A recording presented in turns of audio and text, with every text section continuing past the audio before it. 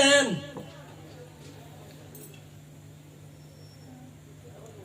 তারা আমাদের পূজ্যতর গুরু। ভাগবত এইরূপ ভাবে আমাদেরকে শিক্ষা দিচ্ছে। যেমন তরুণ বাবু যে পরিবেশে যে পরিস্থিতি থাকুক, প্রতি বছর সাধুদের উপস্থিত ঘটায় ভক্তবৃন্দের সাধু সঙ্গের সুযোগ, সেবা আরো যা যা করার মোটামুটি সাধ্য থেকেও কম করে না। সেই বিচারে ওই মানুষ যারা আজকের এই আয়োজনের পিছনে শ্রম অর্থ আদি, তারা আমাদের এই উপস্থিতির কাছে পূজ্যতর গুরু। শুধু অনুষ্ঠান দিলে যে পূজ্যতর গুরু হওয়া যাবে তাও না। সকলের এইরূপ অনুষ্ঠান দেওয়ার সামর্থ্য নেই, কিন্তু সকলেরই সামর্থ্য আছে সাধু সঙ্গে নিয়ে যাওয়ার পরামর্শ দান করা। এক জায়গায় গেলে সাধু সঙ্গ হবে, সেখানে নিয়ে যাওয়ার জন্য তাকে উৎসাহ, পরামর্শ আদি, তাকে সহযোগিতা সাধ্যের মধ্যে দিয়ে তাকে সেখানে পৌঁছায় দিতে। সে হয়তো আসেনি, ধরে নিলাম মন্দটাই আগে বললাম, ভালোটা বললাম না, সে হয়তো আসেনি, কিন্তু আমাকে পৌঁছানোর ব্যবস্থা সে করে দিয়েছে। তিনিও পূজ্যতর গুরু এই আমাদের মতন এই অভাবী জনের কাছে। তাহলে এই দুই প্রকার গুরু সম্পর্কে আমরা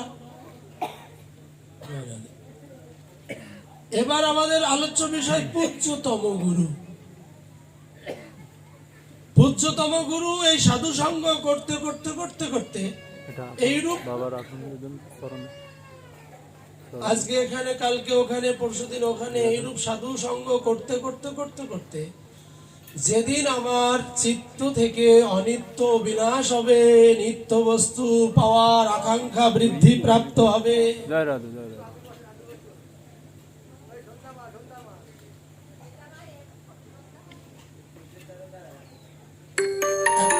অনিত্য ভাবনা মুক্ত হয়ে নিত্য বস্তুর চরণে পৌঁছানোর মানসিকতা যেদিন পাকা হবে, আর সেই জায়গায় যাকে দেখে এইরূপ আমাদের হয়, যার সঙ্গ করে আমাদের এইরূপ মানসিকতা হয়,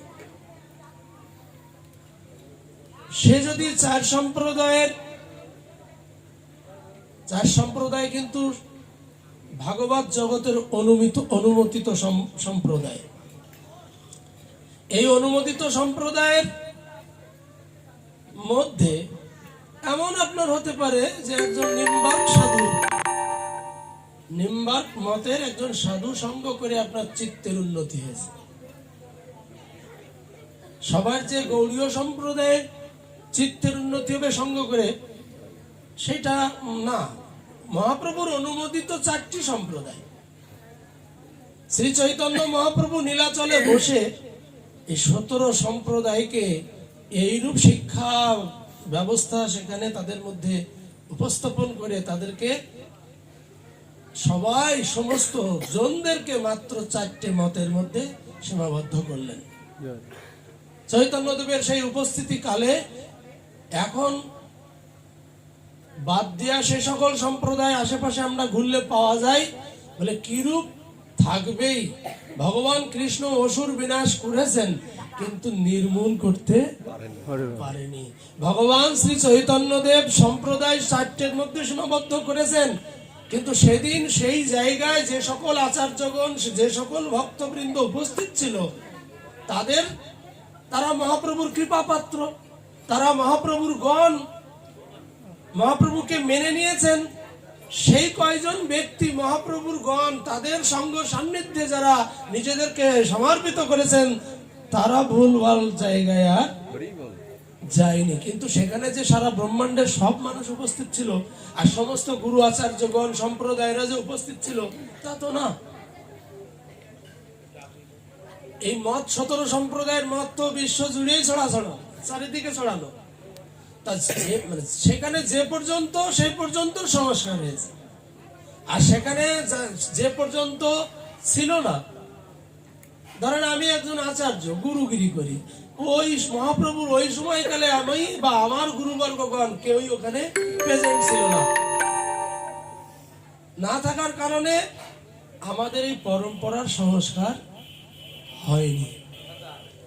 তাই বলছিলাম যে মহাপ্রভুর অনুমোদিত 4 সম্প্রদায়ের আচার্যগণ অর্থাৎ সাধু, সেই সাধু সঙ্গ করতে করতে এখানে এই না যে আজকে রামানুজ কি বিষ্ণুর স্বামী কি নিম্বার কি গৌড়ীয় আচার্য সম্প্রদায়, গৌড়ীয় মাধব সম্প্রদায়,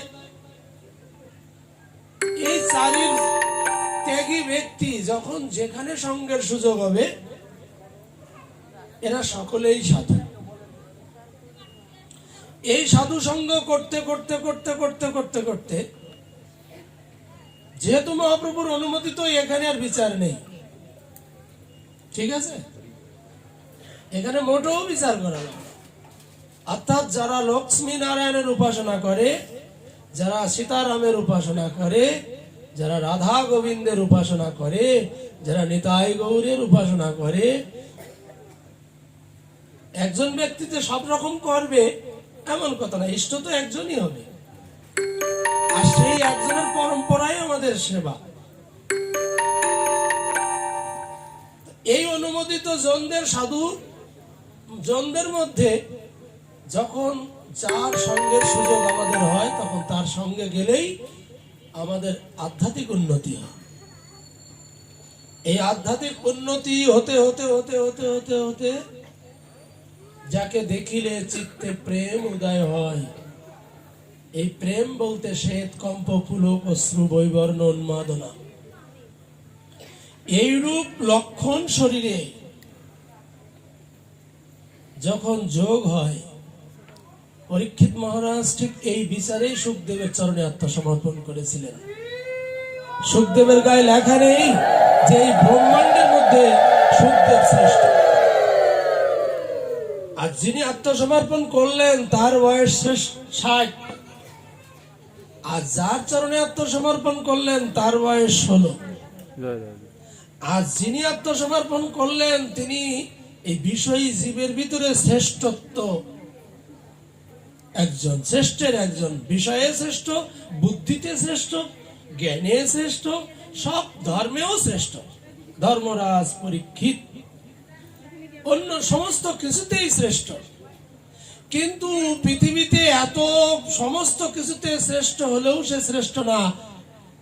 প্রমাণ করেছে ওই 16 বছরের বিবস্ত্র ছাই মাখা সুখদেবের চরণে আত্মসমর্পণ করাটাকে।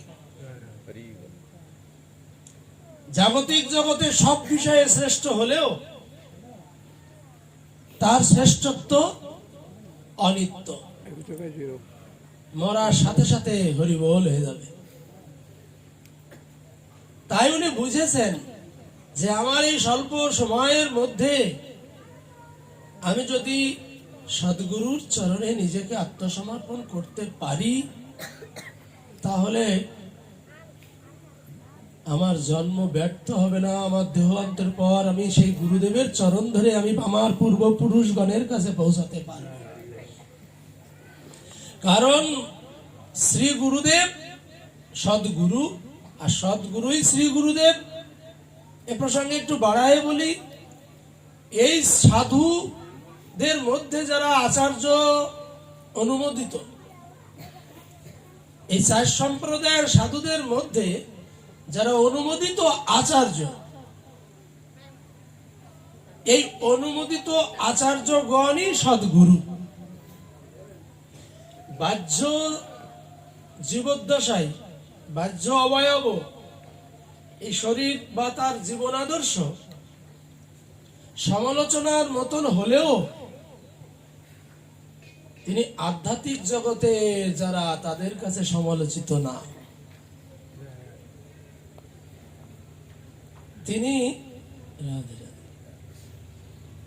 এই অনিত্য জগতে সে সমালোচিত, চেহারায় সমালোচিত, যোগ্যতায় সমালোচিত, কর্মজীবন আদর্শে সমালোচিত, হাঁটা চলা আদি নানাবিধ কিছু না কিছু সমালোচিত।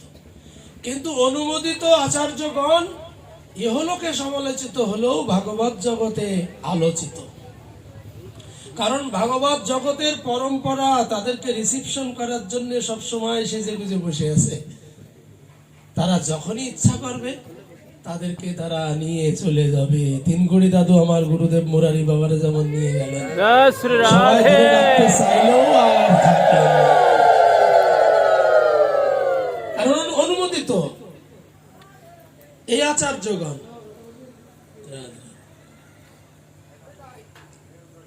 তাই সেই চার সম্প্রদায়ের আচার্যগণদের সঙ্গ, সাধু সঙ্গ তো করবই, তার ভিতরে যারা অনুমোদিত আচার্যগণ